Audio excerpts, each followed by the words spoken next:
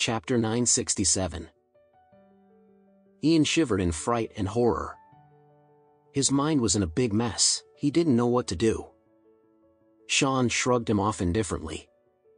He went back to his phaeton to take his personal belongings and then tossed the car key to Ian. "I have a spare key for this car. I'll give it to you when you hand me the new car. Don't worry, although I'm a mobster, I never blackmail anyone. I'll take what's mine. I won't take anything that is not. We in the underworld have a principle, honesty. However, if you don't fulfill my demand, I'll track you down." Then, he raised his hand to hail a cab, got in, and left like a gust of wind. Ian's friends watched the scene in awe and bewilderment. Sean was truly the boss in the underworld, acting very decisively and with a no-nonsense attitude. He had simply tossed his $3 million car here and left. He was so awesome. On the other hand, Ian was crouching on the floor, wailing and crying. Where could he get the money to buy a new phaeton? Even if he sold these two cars, it was far from enough. However, Sean was too influential and dangerous. If he didn't solve the problem in a week, it was highly likely that he might order someone to kill him. Ian didn't know what to do now.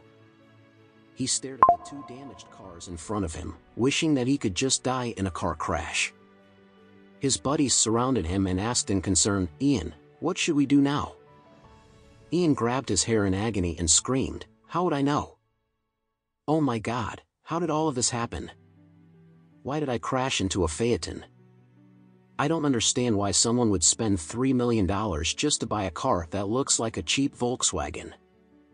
He buried his face in his arms and cried out loud. In the meantime, the message group was bombarded with questions. Since Ian had posted the video, a lot of people in the group had been asking him in concern. "How are you? Is everything okay? How's everyone? Are you injured?" After all of them had grown up together in the orphanage.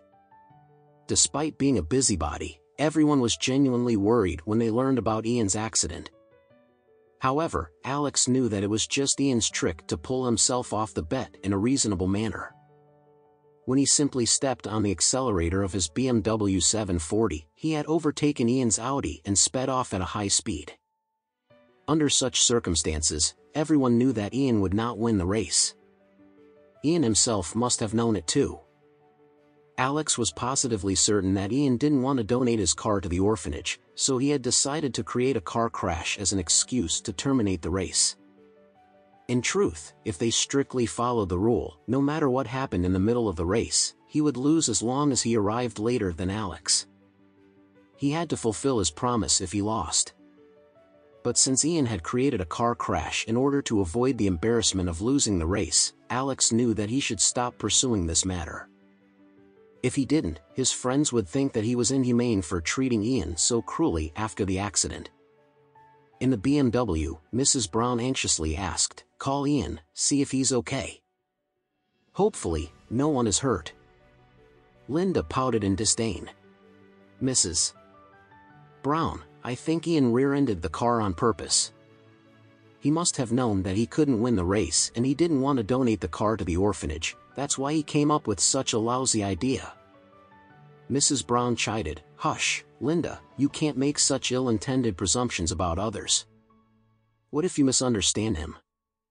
Besides, traffic accidents are a serious matter, nothing is more important than everyone's safety."